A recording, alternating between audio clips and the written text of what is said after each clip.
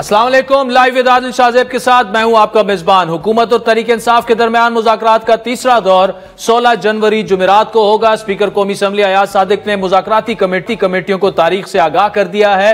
Parliament house में होने वाले इन कैमरा इजलास की सदारत स्पीकर कौमी असम्बली अयाज सादिक करेंगे, जिसमें तहरीक इंसाफ तहरीरी तौर पर अपने मुतालबात पेश करेगी। तहरीक इंसाफ की मुज़ाकराती कमेटी की अडियाला जेल में बानी पीटीआई से मुलाकात हुई है। पीटीआई के मुताबिक अगर तीसरी मीटिंग में 9 मई और 26 नवंबर के वाकयात की तहकीकात के लिए जुडिशल कमीशन तश्कील नहीं दिया गया तो मुज़ाकरात का आगे चलना मुश्किल होगा। हुकूमत की जानिब से इस हवाले से अब तक कोई रद्द-ए-अमल तो सामने नहीं आया। तहरीक इंसाफ के मुतालबात का तहरीरी शक्ल में मिलने का हुकूमत इंतजार कर रही है, जिसके बाद हुकूमत की जानिब से कोई वाज़ेह मौक़िफ़ इख्तियार किया जाएगा। मुज़ाकरात में ऑन बोर्ड ना लेने पर पीटीआई और JUI-FA के दरमियान दूरियां भी बड़ी हैं। ये तो खैर इतनी इंपॉर्टेंट खबर नहीं है। बड़ी जो खबर है वो यही है कि 16 जनवरी को ये मुज़ाकरात अब तहरीक इंसाफ और जो हुकूमत की मुज़ाकराती टीम है उनके दरमियान होंगे। लेकिन अहम बात यह है कि ख्वाजा आसिफ साहब जो कि वजीर दिफा हैं, उन्होंने गुज़श्ता हफ्ते हमारे प्रोग्राम में यह कहा था कि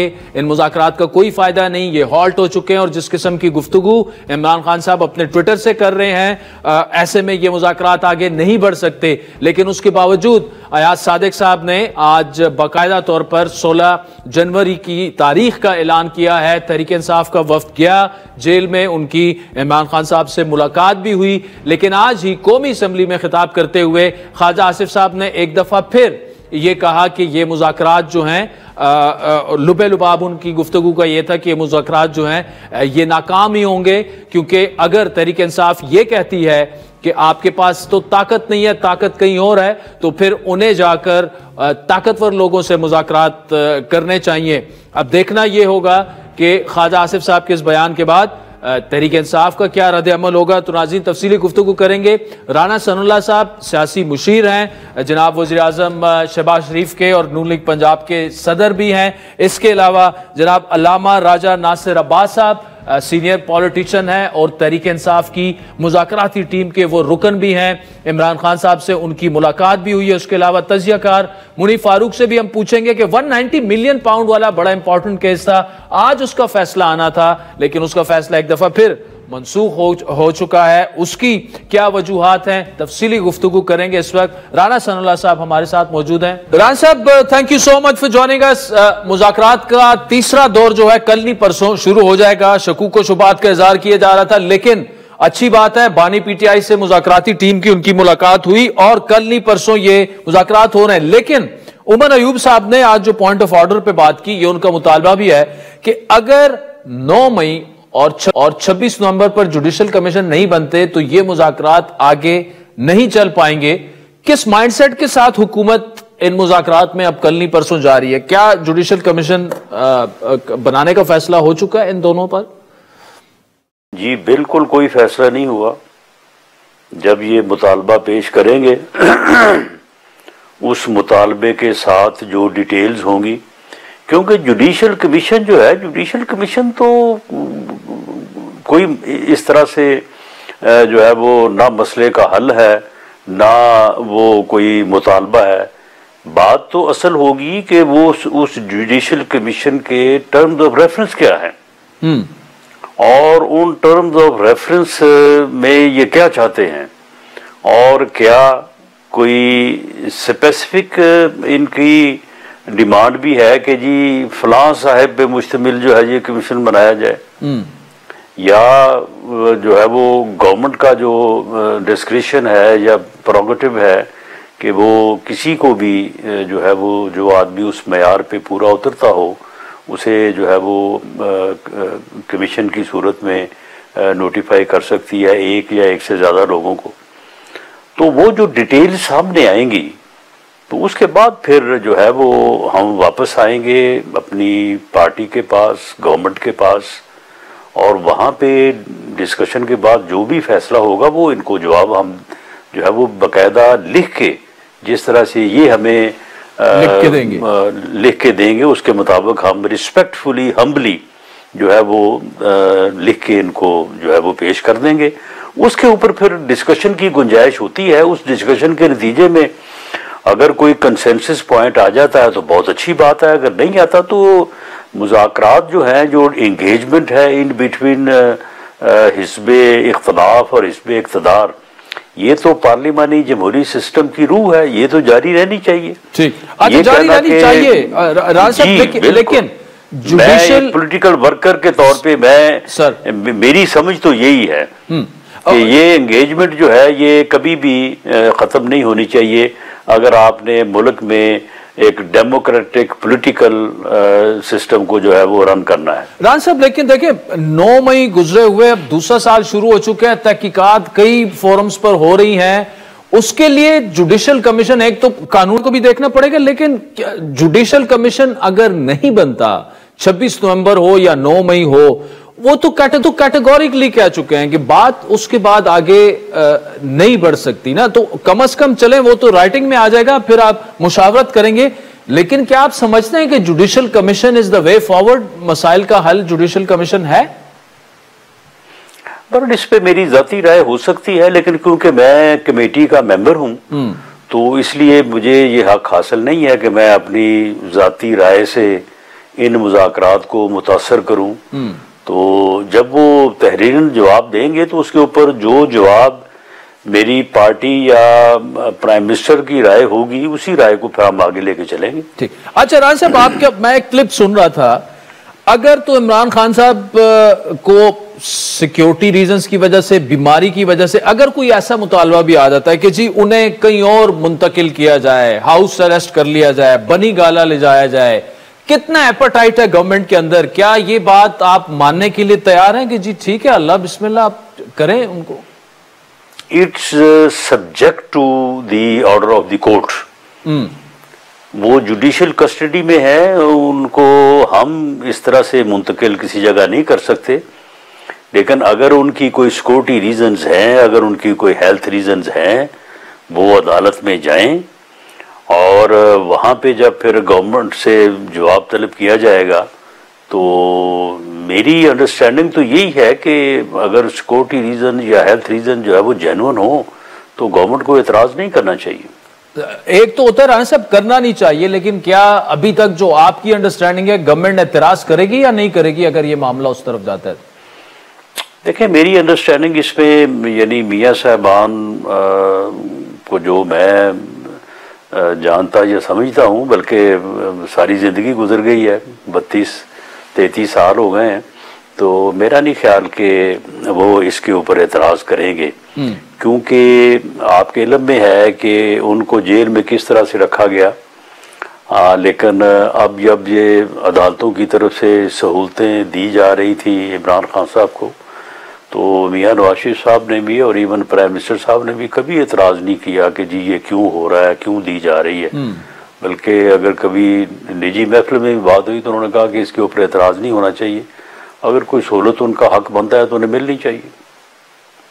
ठीक, अच्छा राज साहब, दूसरा मुझे बताएगा, ये जो जिस तरह आपने खुद भी बताया, मुज़ाकरात जो होते हैं वो जमहूरियत की रूह है, लेकिन एक पॉइंट ऑफ व्यू ये भी मौजूद है कि ये हुकूमत जो है एक जमहूरी तासुर अपना देना चाह रही है, एक माहौल ऐसा बन गया कि जी देखे ना, हमने ओपोजिशन को एंगेज किया, लेकिन फ्रैंकली स्पीकिंग इन मुज़ाकरात से कुछ निकलता हमें नजर नहीं आ रहा, कोई फ्रूटफुल, जो कि मतलब पीटीआई जाहिर बात है वो चाहेगी कि उनके असीरान रिहा हों, इमरान खान साहब रिहा हों, इस तरह का कोई मामला तो नहीं हो सकता ना? मतलब इतनी उम्मीद तो नहीं बांधनी चाहिए इन मुज़ाकरात से, कि नहीं आप समझते हैं कि ये भी हो सकता है कि ये राजी हो जाए? नहीं, मामला ये है कि देखे ना, इतना ना समझ तो कोई ना बने, इतनी समझ सभी को है।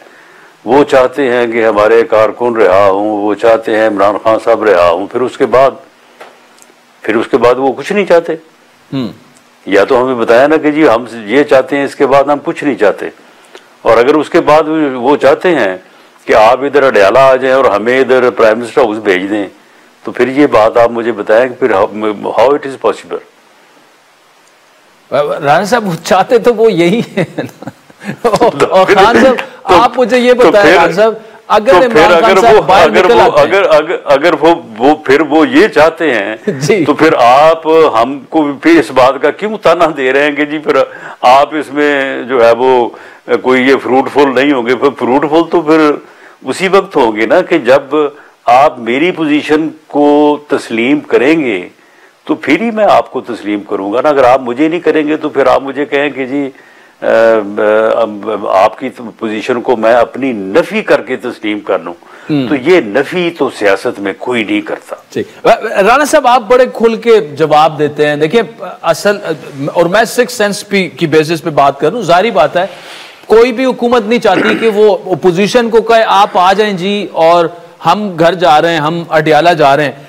लेकिन इमरान खान साहब अगर बाहर निकलते हैं, वो आपका क्या ख्याल है, बनी गाला में बैठे रहेंगे, वो बाहर नहीं निकलेंगे सड़कों पर और पूरा फिर एक वो ऐसा एक माहौल बन जाएगा? हो सकता है कि आपको खुद ही फिर घर जाना पड़े, एहतजाज के रास्ते हुकूमतें अक्सर जाती रहती हैं।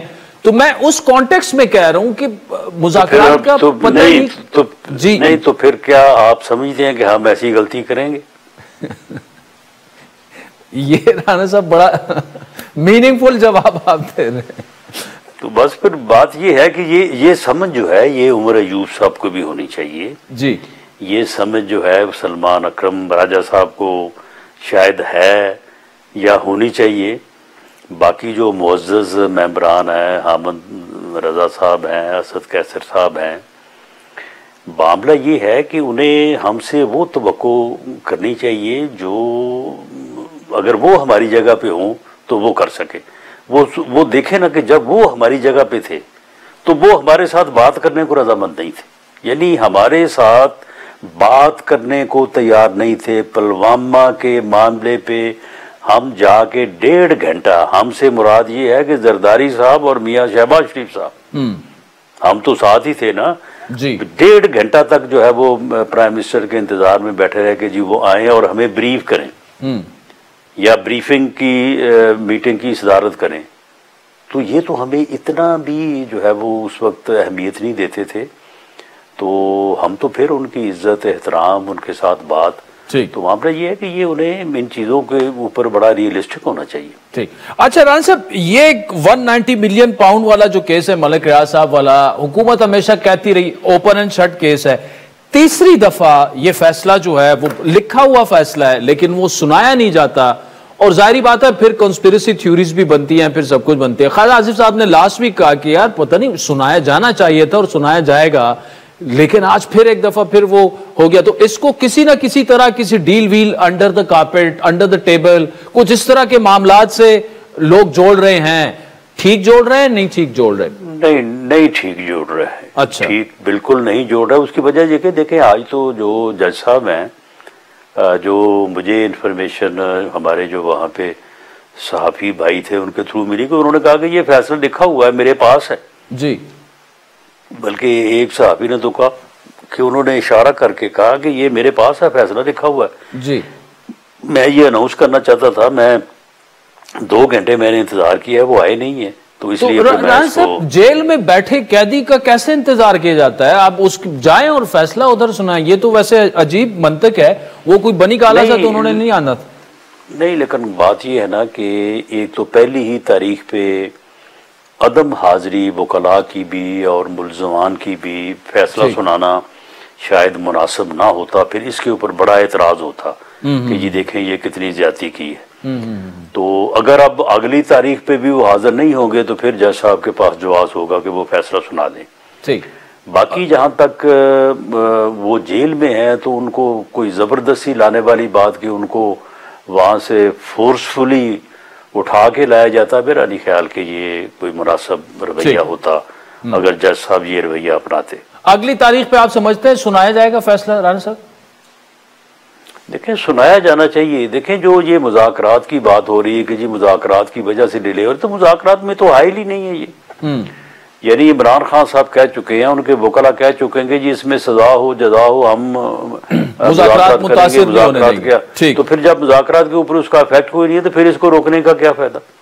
मेरा ख्याल है कि ये एक फैसला जो है, ये जज साहब ने जितना टाइम लिया है उतना टाइम उनको जरूर चाहिए होगा इस फैसले को लिखने के लिए। ठीक है, क्योंकि ये कोई इतना मामूली केस नहीं था। और अगर आज उनके पास फैसला था और वो सुनाना चाहते थे, उन्होंने कहा कि ये मेरे पास है फैसला, मैं सुनाना चाहता हूँ, लेकिन वो नहीं आए, तो फिर प्रेमा फशई तो उसी बात को तस्लीम किया जाए। चले, राना सनाउल्लाह खान साहब, थैंक यू सो मच। साजीन वक्त तो जाता है एक ब्रेक का, जिसके बाद पीटीआई की मुज़ाकराती कमेटी के रुकन अलामा राजा नासिर अब्बास साहब हमें ज्वाइन करेंगे, हमारे साथ रहेंगे।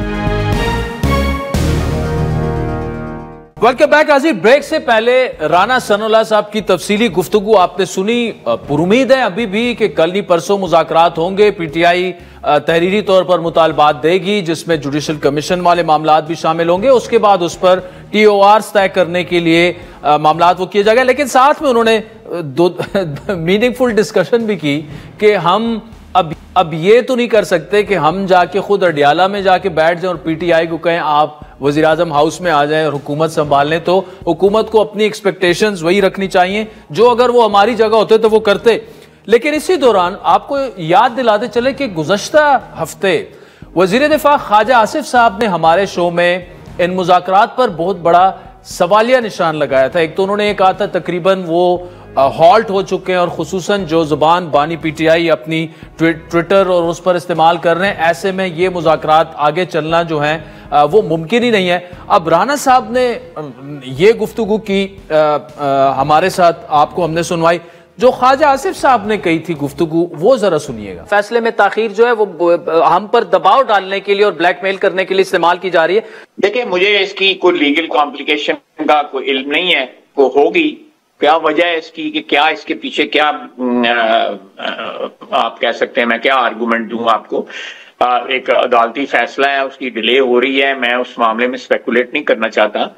लेकिन हैविंग सेड दैट, मैं ऐसा समझता हूं कि इसको जल्दी फैसले को बाहर आ जाना चाहिए। ये तो नाज़रीन ख्वाजा आसिफ साहब ने गुज़श्ता हफ्ते ये बात की थी, लेकिन अब चूंकि मुज़ाकरात का ऐलान हो चुका है, आज जो कौमी असम्बली में उन्होंने कहा कि जी जो रवैया पीटीआई वाले अपना रहे हैं उनमें कैसे मुज़ाकरात हो सकते हैं, और मुज़ाकरात को उन्होंने ड्रामा करार दिया। और वो ये भी कह रहे हैं तहरीक इंसाफ से आप लोग ब्लैकमेल ना हो, हुकूमत को कह रहे हैं कि ये संजीदा नहीं है और हमसे ये क्यों मुज़ाकरात करें, अगर ताकत कहीं और है तो जाएं उनसे मुज़ाकरात करें। अब अलामा राजा नासिर अब्बास साहब बड़े सीनियर पॉलिटिशियन है, इमरान खान साहब से उनकी मुलाकात भी हुई है, तहरीक इंसाफ टीम का वो हिस्सा भी हैं। अलामा साहब क्या कहिएगा, एक तरफ मुज़ाकरात के तीसरे दौर का ऐलान हो चुका है और ख्वाजा साहब कह रहे हैं कि यार ये जो जुबान इस्तेमाल कर रहे हैं, ऐसे में मुज़ाकरात आगे की तरफ जाना जो है वो खाम ख्याली है। बिस्मिल्लाहिर्रहमानिर्रहीम, शुक्रिया। देखें, आपको मालूम है कि बहुत से लोग हाक्स होते हैं बाज़ जमातों के अंदर, और वह समझते हैं कि ये जो इक़दाम उठाए जा रहे हैं, मुज़ाकरात हो रहे हैं, मुमकिन है पावर उनके हाथ से चली जाए, इक़्तिदार उनके हाथ से चला जाए और फिर पहले की तरह सड़कों पर आ जाए। बिलखुसूस वक्त जब उनकी आवाम में जड़ें नहीं होती हैं, फॉर्म 47 के ज़रिए वह हुकूमत में आते हैं और फिर रोबोट बनकर इक़्तिदार अपने हाथों में लेकर काम करते हैं, जिनकी अपनी मर्जी नहीं होती, कोई विल नहीं होती। तो मेरे ख्याल में पाकिस्तान के सियासतदानों को आगे बढ़ना चाहिए। ये मुल्क सियासतदानों ने बनाया था और सियासतदानों ने चलाना है। अपने टांगों में ताकत पैदा करें, हिम्मत पैदा करें। आईनी तौर पर पावर इनके हाथ में है, उसको यूज करना इस्तेमाल करें, यूटिलाइज करना इस्तेमाल करें। अपने आप को रोबोट ना बनाएं और पाकिस्तान के अवाम को मजीद मायूस ना करें और अवाम के जरिए पावर हासिल करें, लेकिन अवाम के जरिए इक़्तिदार हासिल करें। इनके इक़्तिदार की जड़ें अवाम में होनी चाहिए। लेकिन ये जनाब 47 के जरिए जब आएंगे तो फिर ऐसे ही होंगे। ये पता नहीं किसकी जुबान बोलते हैं, ये पाकिस्तान की जुबान नहीं है। ठीक है, ये तभी मुमकिन है जब ये मुज़ाकरात का ये प्रोसेस इसी तरह ये सियासी लोग बैठ के सियासी फैसले आपस में करें। जब एक जमात तहरीक इंसाफ वो दूसरी जमातों का वजूद ही नहीं मान रही, वो आपके सब बैठ वो कह रहे हैं जी ताकतवर तो वो हैं, हम अभी तक तो इसी वजह से मुज़ाकरात नहीं हो ना। जैसे ही वो मान गए, अच्छा जब तहरीक इंसाफ खुद बरसर इक़्तिदार थी 3.5 साल, उन्होंने कोई मुज़ाकरात इस तरह का नहीं किया। नून लीग हो, पीपल्स पार्टी हो, JUI हो, ये सारी जमातें में दूध की धुली नहीं है। लेकिन ये जो सोच आपकी है ये फिर अक्रॉस द बोर्ड तमाम लीडरशिप में होनी चाहिए कि जी ये हम जमहूरी तौर तरीके से इसी तरह बैठकर अपने मसाइल खुद हल करने की सलाहियत रखते हैं। देखिए, जब आप 8 फरवरी को इलेक्शन हार जाते हैं और 9 फरवरी को स्टैब्लिशमेंट की बिसाखियों पर सवार होकर अवाम के ऊपर मुसल्लत हो जाते हैं। आपके अंदर अवाम की जड़ें अवाम में नहीं होती हैं, तो गोया आपने पाकिस्तान के अंदर एक पॉलिटिकल प्रोसेस को अपने रास्ते से असली ट्रैक से हटा दिया है। तो अब भी वक्त है, खान साहब की ये टाइमिंग्स बहुत आम है। देखें, ये पाकिस्तान को सियासी बहरान में इन्होंने दाखिल कर दिया, माशी बहरान, अमन अमान का बहरान, सोशली बहरान। पाकिस्तान 25-26 करोड़ अवाम का एटमी मुल्क तहव्वुलात के अंदर दुनिया के जो है इररिलेवेंट हो गया। पहले हमारा दुश्मन ईस्ट की तरफ था, वेस्ट की तरफ भी हो गया है। पाकिस्तान सैंडविच बनता चला जा रहा है, बलूचिस्तान हमारे हाथ से निकल गया है। आप एहतजाज नहीं करने देते, जलसा नहीं करने देते, आप रास्ते में पहाड़ जैसी रुकावटें खड़ी करते हैं। फिर जब आप लोग आ जाते हैं उनको इंगेज नहीं करते, निहत्ते लोगों को गोलियां मारते हैं। इनका पेशेंस ही खत्म हो चुका है, बर्दाश्त ही खत्म हो चुकी हुई है। आप कराची में भी देख लें, पीपल पार्टी की हुकूमत ने वहां पर लोगों ने धरना दिया होता है इंसानी अलमिया के खिलाफ, और उनके सरों पे गोलियां मार के उनको मार दिया और जख्मी कर दिया। हैरानगी है कि ये अवाम से इतने डिटैच है कि अवाम का कत्ल करना भी उनके लिए मसला नहीं है। जो आप पीपल्स पार्टी की जानिब इशारा कर रहे हैं, अब कुरम की अगर बात करें, अब 15 साल से वहां पे तहरीक इंसाफ की गवर्नमेंट है, लॉ एंड ऑर्डर वहां का सिर्फ वहां नहीं 12 जिलों में पुलिस की अमलदारी नहीं है, उस पर भी चले आते हैं। लेकिन जो आपकी खान साहब से मुलाकात हुई, जुडिशल कमीशन का जो मुतालबा है, एम आई राइट कि वो जो कहते हैं कि 9 मई और 26 नवंबर को अगर जुडिशल कमीशन नहीं बनेगा तो मुज़ाकरात खत्म, ये बात दुरुस्त है अलामा साहब? देखिए, पहली बात यह कि ना, अगर 22 साल से कुरम का मसला है ना, तो क्या इसका हक है कि जो लोग इंसानी अलमिया की बिना पर धरना दें आप उनको गोली मार दें, उनसे जिंदा रहने का हक छीन लें? आप पेशे से इतना खत्म हो गया है, आपके अपने बच्चों की शादी हो तो पूरा शहर बंद कर दिया जाए, वीआईपी मूवमेंट हो तो सारे रास्ते बंद कर दिए जाए। मेरे ख्याल में हमें इंसान बनना होगा, अपने अवाम के दुख दर्द फील करने होंगे, महसूस करने होंगे। इनकी जान, माल और नामुस की हिफाजत और जिम्मेदारी हमारे हुक्मरानों पर है। बहरहाल जहां तक ताल्लुक है अपना 31 जनवरी की डेडलाइन और जुडिशल कमीशन, देखें दुनिया के अंदर रह जाए, 9 मई की बुनियाद पर एक नैरेटिव डेवलप हुआ कि एक जमात दहशतगर्द है, इंतशारी टोला है, पता नहीं क्या कुछ है। फिर हजारों की तादाद में पॉलिटिकल वर्कर को उठा के जेलों में डाला गया, उनका मिलिट्री ट्रायल किया गया और अभी तक लोग जेलों के अंदर हैं। और दूसरी तरफ कहते हैं कि जी हमने नहीं किया है, ये बिल्कुल हमारे इसकी कुत्ता लगनी है, आप इसकी जुडिशल कमीशन इंक्वायरी कराएं और दूध का दूध पानी का पानी हो जाए, तो होना चाहिए ना। ये फिर पाकिस्तान के अंदर पाकिस्तान की फ्यूचर की सियासत के वाले से बहुत आम है ये। और फिर 26 नवंबर को एक मैसेकर हुआ है, लोगों को गोलियां लगी हैं, लोग मारे गए हैं, जनाजे उठे हैं, दफन हुए, उनकी कब्रें हैं, जख्मी हुए लोग बहुत ज्यादा है, और पूरी दुनिया ने देखा है, पूरी दुनिया के मीडिया यहां पर मौजूद था। और आप इससे तो नहीं आगे बढ़ सकते ना कि आप जनाब कहें जो कुछ हुआ हो गया है, नहीं। और वो भी देख लें आपके, इनका किस हद तक पेशेंस खत्म हो चुका है, बर्दाश्त ही नहीं है। अगर 2 रात 3 रात भी लोग बैठ जाते तो क्या कर लेते, वो निहत्ते थे, आप एंगेज करते, आपके बेटे थे, आप उनको वापस भेज देते बातचीत करके, लेकिन आपने गोलियां मार दी है ना। तो इसलिए 26 नवंबर भी ये भूलने वाली चीज नहीं है। पाकिस्तान की अवाम की जान और माल और नामुस की हिफाजत के लिए आइंदा तक इस तरह के जुल्म ना हो, उसके लिए भी चाहिए कि ह्यूमन राइट्स के हवाले से भी जुडिशल कमीशन बने और फिर आगे बढ़ा जाए। बात हुई खान साहब से, ठीक है, आपकी जब खान साहब से बात हुई, एक तो वो इन मुज़ाकरात के हवाले से, एक होता है ना मुज़ाकरात हो रहे हैं, और एक तो वो पुरउम्मीद कितने हैं, ऑब्वियसली कुछ ना कुछ उम्मीद उनको है, इसलिए वो मुज़ाकरात हो रहे हैं। दूसरा मुझे ये बताएगा कि ये चमगोइयां भी हो रही हैं कि बुशरा बेगम जो हैं वो शायद पैरेलल भी कहीं से मुज़ाकरात कर रही हैं, और शायद इमरान खान साहब को बीमारी या सिक्योरिटी या किन्हीं भी वजूहात की बिना पर उन्हें बनी गाला हाउस अरेस्ट भी किया जा सकता है। देखिए, पहली बात यह है कि आप इमरान खान को गोलियां लगी हैं, वो पाकिस्तान से बाहर नहीं गया। अभी जब जेल में गया तो किसी बीमार अस्पताल में नहीं गया कि मुझे पीम्स ले जाओ, शफा ले जाओ, शौकत खानम ले जाओ, मेरे प्लेटलेट्स चले गए फलां, नहीं है। वो वहाँ पर मौजूद है, इतना मुतमईन है जिसकी इंतहा नहीं है, यकीन कर लें। मैं बहुत से मेरे दोस्त हैं, दुनिया के बड़े बड़े लीडर मेरे क्लास फेलो रहे हैं, वो बहुत मुतमईन हैं, वो पाकिस्तान की फ्यूचर के हवाले से परेशान है। जो परेशानी है कि पाकिस्तान एक दलदल में दस्ता चला जा रहा है, ये लोग पाकिस्तान को तो बर्बाद कर रहे हैं, और पाकिस्तान के अवाम और पाकिस्तान के फ्यूचर की वजह से वाकई में परेशान है वो, और कहते हैं इस मुल्क को मुश्किल से निकालना चाहिए, और इसके लिए मैं हर कुर्बानी देने को तैयार हूँ, पाकिस्तान की खातिर सब कुछ कुर्बान करने को तैयार हूँ। ये उसके अल्फाज है अभी भी मुलाकात में। इसी तरह से मुज़ाकरात के हवाले से वो इस वक्त जिसे कहते हैं कि आप इत्मीनान कह लें या अदम इत्मीनान कह लें, उनको वो कहते हैं देखेंगे हम कि इनकी जो गुड जेस्टर है, जो उनके मेयर्स हैं, जो उनकी दिलचस्पी है कि क्या ये जुडिशियल कमीशन बनाते हैं, फिर ये क्या इंडिपेंडेंट जुडिशियल बनाते हैं नहीं बनाते हैं। और देखिए ना, खुद हुकूमत इनको भी चाहिए कोई CBMs होते हैं, गुड जेस्टर दिखाएं। मैं पहले बहुत दफा कह चुका हूं कि कल इजलास है सेनेट का, एजाज चौधरी साहब सेनेटर हैं, बुजुर्ग हैं, उनके प्रोटेक्शन आर्डर जारी कर दें। डॉक्टर यास्मीन राशिद साहब है, उनको कितना अर्सा जेल में रखना है और कितना अर्सा बंद रखना है, वो दहशतगर्द खातून नहीं है, एक बावकार लेडी है। देखिए, जो मैं आपसे जानना चाह रहा हूं, क्योंकि आपकी मुलाकात तो हुई है, होती भी रहती है, तो आपको कोई ऐसा सेंस मिला कि वो अगर उन्हें किसी तरह बनी गाला वो मुंतकिल हो जाते हैं, हाउस अरेस्ट होते हैं, जो भी होते हैं, और अदालतों का ये काम है, वो मान लेंगे इस पर, वो तैयार हो जाएंगे?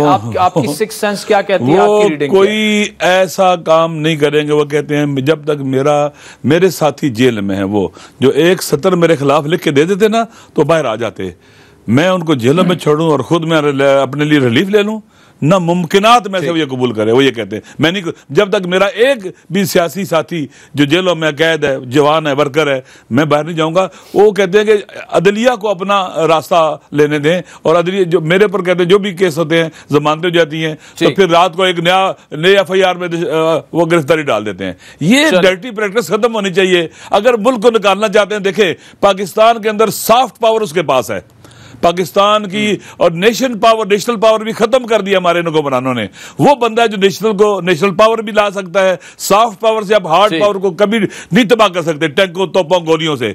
वो अवाम उसके साथ है और पॉपुलर पॉलिटिकल लीडरशिप है, वो पाकिस्तान के लिए एक नेमत है। बहुत शुक्रिया, थैंक यू अलामा राजा नासिर अब्बास। बहुत शुक्रिया नाज़रीन, जिस तरह आपने कहा कि जो मुज़ाकराती कमेटी है वो 16 तारीख को, यानी अब से 2 दिन बाद, हुकूमती और तहरीक इंसाफ की जो मुज़ाकराती कमेटी है उनके मुज़ाकरात का तीसरे दौर का बाकायदा आगाज होगा, जिसमें तहरीरी तौर पर तहरीक इंसाफ अपने मुतालबात पेश करेगी, और उसके बाद जिस तरह राना सनाउल्लाह साहब की आपने गुफ्तगू सुनी, जो भी हुकूमत का जवाब होगा मुशावरत के बाद वो उन्हें दे दिया जाएगा। वक्त तो चाहता है एक ब्रेक का, जिसके बाद 190 मिलियन पाउंड रेफरेंस की बात करेंगे।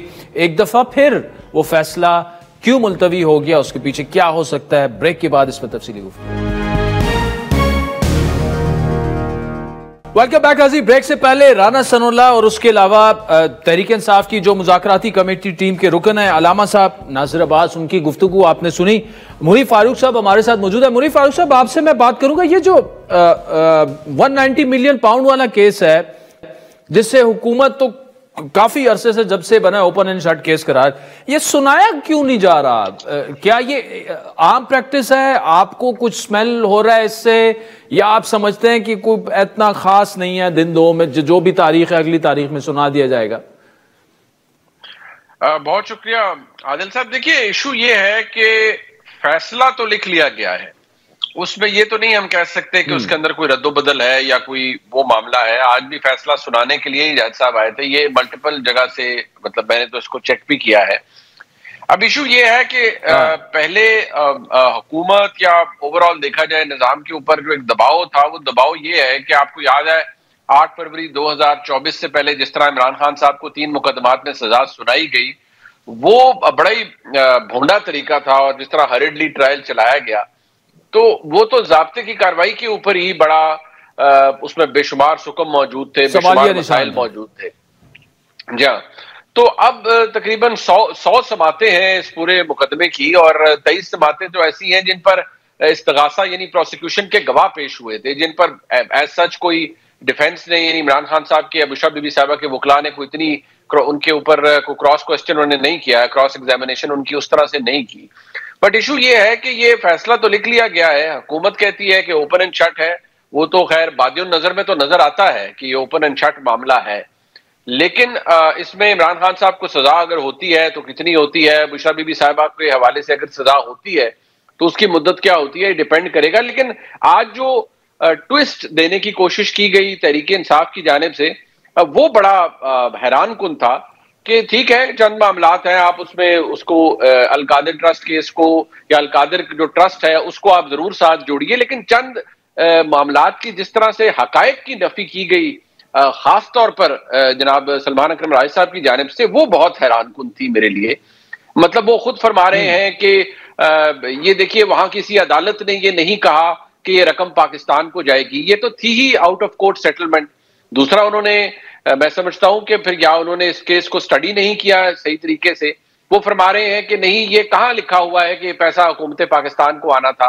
आप अगर 3 दिसंबर 2019 की प्रेस रिलीज जो एसिड रिकवरी यूनिट की है, अगर आप उसे मुलाहिजा करें तो उसके तो पहले पैराग्राफ में लिखा हुआ है कि the NCA has agreed for immediate repatriation of funds to the state of Pakistan, यानी रियासत पाकिस्तान को। वो मुनीर साहब इस केस को बिल्कुल आप भी शुरू दिन से फॉलो कर रहे हैं, हम भी शुरू दिन से फॉलो कर रहे हैं, लेकिन अब ये देखिए सवाल ये पूछा जा रहा है और आई एम श्योर कि आपसे भी काफी लोगों ने आज पूछा होगा कि यार ये कि कोई अंडर द टेबल कुछ हो रहा है, ये क्यों इसका ऐलान नहीं किया जा रहा। और दूसरा ये कि अगर फैसला खिलाफ आता है इमरान खान साहब के, तो वो तो बता रहे हैं कि टॉक्स पर असर नहीं होगा, लेकिन जाहिर बात है इमरान खान साहब फिर एक और केस में अंदर हो जाएंगे। इस पर आपका तजिया क्या कहता है?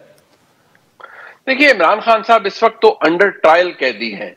अगर उनके खिलाफ फैसला आ जाता है तो फिर तो वो सजा याफ्ता कैदी यानी मुलजिम से मुजरिम दोबारा बन जाएंगे, और उस वक्त तक जब तक उनको हाई कोर्ट में उनकी अपील मंजूर नहीं होती फैसले के खिलाफ, उस वक्त तक वो मुजरिम ही करार पाए रहेंगे। और उनकी सजा मौतली का फैसला अदालत high court, Islamabad high court करती है नहीं करती, अगर बुशरा बीबी साहिबा को भी सजा होती है, उनकी सजा मुअत्तल होती है नहीं होती, ये तो खैर बाद का मामला है। लेकिन क्योंकि इस पूरे मामले के अंदर इतने झोल पहले भी मौजूद रहे हैं, इतने मामला पहले भी अदालती रहे हैं, तो यकीनी तौर पर एक बड़ा लॉजिकल सवाल आता है कि जी इसका ताल्लुक क्या किसी पसे पर्दा मुज़ाकराती अमल या किसी ऐसी चीज से तो नहीं है। लेकिन मैं नहीं समझता, और खबर भी यही है कि इसका ताल्लुक किसी ऐसी चीज से नहीं है आदिल साहब। और मैं आपको इतना बता दूं कि जो प्रॉब्लम है वो तहरीक इंसाफ के लिए इस सूरत में बन सकता है कि आज अगर उनकी पोजीशन एक ऐसी है जहां हम उन्हें कहते हैं कि कमजोर है, मुज़ाकराती कमेटी की या मुज़ाकराती अमल के अंदर तहरीक इंसाफ की पोजीशन कमजोर है, अगर ये फैसला उनके खिलाफ आ जाता है तो फिर मजीद कमजोर होगी इमरान खान साहब की पोजीशन। लेकिन अगर वो एक्विट हो जाते हैं तो इमरान खान साहब की पोजीशन हुकूमत और रियासत के तमाम तर बयानिया के खिलाफ बहुत ज्यादा मजबूत हो जाएगी, और वो ये कह सकेंगे कि भाई मुझे तो पहले भी 3 केसेस में सजा हुई, 2 में मैं एक्विट हो गया, इतना बड़ा केस कहते थे, इसमें भी मुझे सजा नहीं दी गई और मुझे एक्विट कर दिया गया। तो ये एक बात ऐसी है जिसके ऊपर तहरीक इंसाफ रिलाय भी कर रही है, और मैं समझता हूं इमरान खान साहब के लिए बहुत बड़ा स्कूप होगा, बहुत बड़ा कू होगा इस निजाम के खिलाफ अगर वो इस केस में बरी हो जाते हैं। लेकिन जो खबर है वो तो यही है कि इमरान खान साहब को भी सजा इसके अंदर यकीनी है, और ये भी कहा जा रहा है कि बुशरा बीबी साहिबा को भी सजा होगी। अच्छा मुनीर साहब, मुख्तसरन ये जो पूरा मुज़ाकरात का एक सिलसिला जारी है, कुछ लोग इसे मजाकरात भी कह रहे हैं, उसमें उसकी आपके ख्याल में क्या वजह हो सकती है? ये क्या कोई ऑप्टिक्स का खेल खेला जा रहा है हुकूमत की जानिब से कि देखें ना जी हम अपोजिशन के साथ एंगेज कर रहे हैं? क्या आउटकम इसका, पीटीआई को क्या फायदा मिल सकता? क्या इमरान खान साहब इससे रिहा हो सकते हैं, या वो बनी गाला शिफ्ट हो सकते हैं, या ये दोनों चीजें आपको होती नजर नहीं आ रही इन मुज़ाकरात से? देखिए, एक बात तो मैं कहूंगा कि मुमकिनात तो हर मुमकिनात के ऊपर तो हम पाबंदी नहीं लगा सकते, लेकिन अगर प्रैक्टिकली देखा जाए तो बहुत सारी चीजें मैं समझता हूँ फॉर अपीयरेंसेस सेक भी की जाती हैं। इस मुज़ाकराती अमल से तहरीक इंसाफ के दोस्त तो उनके अपने मसाइल और या उनके अपने शुकूक व शुबात है, लेकिन मैं ज़ाती तौर पर समझता हूँ कि हुकूमत इसके ऊपर कोई इन मुज़ाकरात की कामयाबी के लिए कोई कीन नहीं है, या कोई ऐसा नहीं है कि वो हर वक्त देख रहे हैं या ओवर द टॉप जाने की कोशिश कर रहे हैं, या इधर they are bending up backwards के लिए किस तरह से हम इस मुज़ाकराती अमल को कामयाब बनाएं और कुछ ना कुछ तरीके इंसाफ को दें।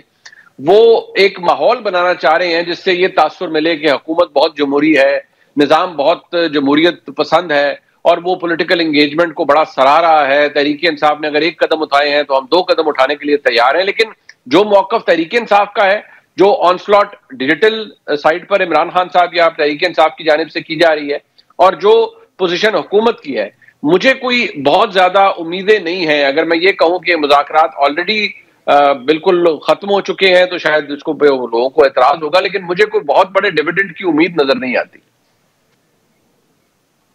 मुनीर फारूक, शुक्रिया। मैं आपके तजिए से 100% तो नहीं कहूंगा, लेकिन इतना मुत्तफिक हूं कि आपके और मेरे तजिए को तकरीबन सेम ही करार दिया जा सकता है। बहुत शुक्रिया नाज़रीन। वक्त तो चाहता है एक ब्रेक का, जिसके बाद फिरदौस शमीम नकवी साहब हमें ज्वाइन करेंगे, तहरीक इंसाफ के एडिशनल सेक्रेटरी हैं। उन्होंने शोकॉज नोटिस दिया शेर अफजल मरवत साहब को। क्या ये मामला है? ब्रेक के बाद स्टे ट्यून्ड। वेलकम बैक नाज़रीन। ब्रेक से पहले हमने तफसीली गुफ्तगू टॉक्स पर सुनी। पीटीआई का वफ्द गया, इमरान खान साहब से मिला भी। अब गवर्नमेंट भी चाह रही है कि मामला आगे बढ़े, लेकिन 190 मिलियन पाउंड वाला केस था, उसका फैसला 3 दफा मुअख्खर हो चुका है।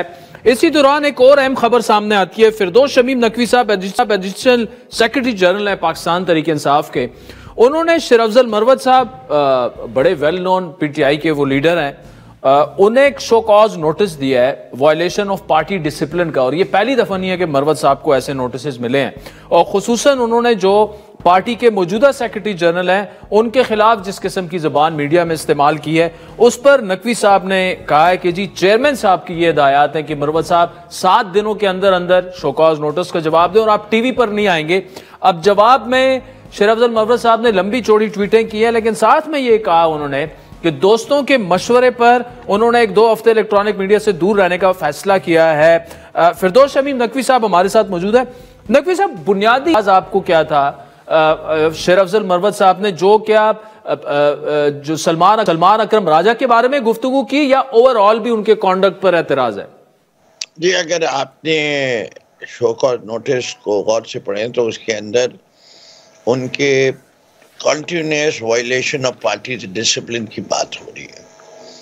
उन्होंने 2-3 दफा जो है जब नोटिस मिला, उन्होंने he went to the chairman himself directly और चेयरमैन गौहर खान के थ्रू भी उन्होंने ये कहा कि he regretted his past action, जिसकी उसके ऊपर उनको रिलीफ दे दी गई थी और उनको वार्निंग के ऊपर ख़त्म कर दिया गया था, मामला तय हो गया था। अब के फिर उन्होंने जो टॉक्स चल रही हैं इसके बारे में सारी पार्टी को हिदायत है कि आपने ना नेगेटिव ना पॉजिटिव कोई कमेंट ऐसे नहीं देने till you are fully aware of what is happening. And I am not sure कि Sher Afzal Marwat sahab is fully aware of what is happening. इसके नेगोशिएटिंग कमेटी को भी हिदायत है कि वो, जैसे मैं हूँ या पॉलिटिकल कमेटी के और मेंबरान भी हैं, जब तक पूरी कमेटी नहीं एग्री करेगी they will not even share the progress with the political committee.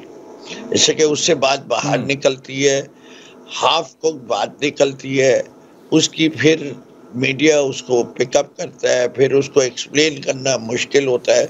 इससे जब तक टॉक चल रही है nobody can talk about the talks. तो इसलिए ये शेर अफजल मरवत साहब ने जो कुछ कहते हैं करते हैं, कोशिश यही है कि वो जरा, मैं नकवी साहब वो आपकी बात ठीक है, लेकिन उनका शेर अफजल मरवत साहब का गिला ये है कि बाहर बैठे खुसूसन पीटीआई के जो लोग हैं उनमें वो शहबाज गिल का नाम भी लेते हैं, फिर कुछ सहाफ़ी जो बाहर बैठे हुए हैं उनके नाम भी लेते हैं कि उनकी बाकायदा किरदार कशी की जा रही है और एक प्लान के तहत टारगेटेड की जा रही है। तो उन्हें हक हासिल है कि वो हर टीवी चैनल पर जाकर और उन लोगों को जवाब दें। उन्होंने तो जवाब में ये लिखा है कि मेरे साथ ज्यादती हो रही है, पार्टी के अंदर से लोग कैंपेन चला रहे हैं मेरे खिलाफ। ये देखिए, पहली चीज तो ये है कि कोई भी हो वो पार्टी के डिसिप्लिन के अंडर आता है। अगर शेर अफजल मरवत साहब को पार्टी के किसी मेंबर से, जैसे आपने शहबाज गिल साहब का नाम लिया, he has a right, he should have complained, we would have looked into the complaint and given a show cause notice to Shahbaz Gill. लेकिन वो जो अपनी तरफ से खुद ही जज एंड ज्यूरी बनेंगे तो वो तो नहीं चल सकता।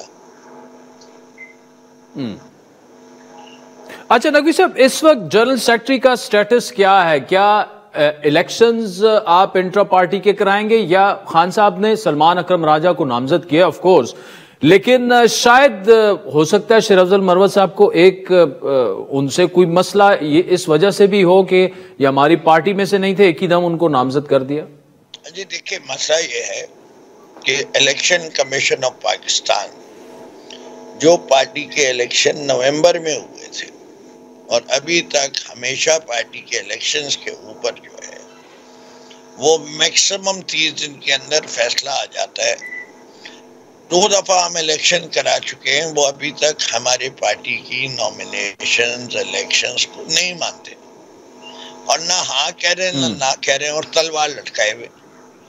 इसीलिए सलमान अकरम राजा साहब को ऑफिशियली नॉमिनेट किया हुआ है कि he is going to be the secretary general of Pakistan Tehreek इंसाफ।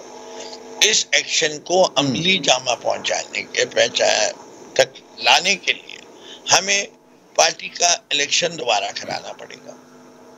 जब तक ये इलेक्शन हम उस वक्त तक नहीं करा सकते जब तक इलेक्शन कमीशन ऑफ पाकिस्तान हमारे नताइज को अनाउंस करे के मान लिया गया।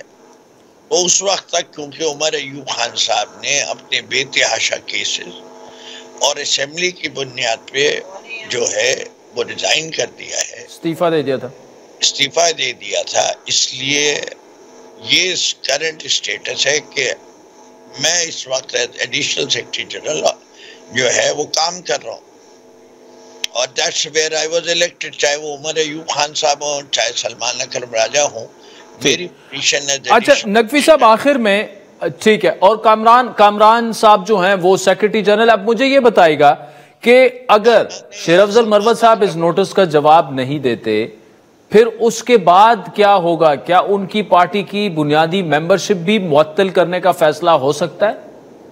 देखिए बात सारी ये है, ये वक्त से पहले मैं ना इन चीजों के कभी जवाब देता हूँ। What if let the 7 days पास, उसके बाद हम आपको बताएंगे कि अगला लाएअमल क्या हो। नहीं सर, सिर्फ ये तो आपकी पार्टी के अपने कायदे कवानीन भी होंगे ना। अगर 7 दिनों में कोई जवाब नहीं देता तो फिर उसके बाद क्या होता है? कायदे कवानीन के तहत जवाब आएगा तो वो एक कमेटी, पॉलिटिकल कमेटी और कोर कमेटी मिलके एक कमेटी बनाएगी जो उनके जवाब को इवेल्युएट करेगी और वे फॉरवर्ड इसके ऊपर फिर मुतय्यन करके बता देगी। वो ये कह देगी और this is consisting of the very senior members of the party. इससे कि शेर अफजल मरवत साहब पार्टी के इलेक्टेड MNA हैं, उनकी खिदमत भी हैं। हम जहां उनकी खिदमत को सराहते हैं, हम डिसिप्लिन भी मेंटेन करना चाहते हैं। फिरदौस शमीम नकवी साहब, thank you so much for joining अस। आज के प्रोग्राम पर फीडबैक जरूर दीजिएगा। ट्विटर हैंडल है @आदिल शाह ज़ेब। इजाजत दीजिए, खुदा हाफिज।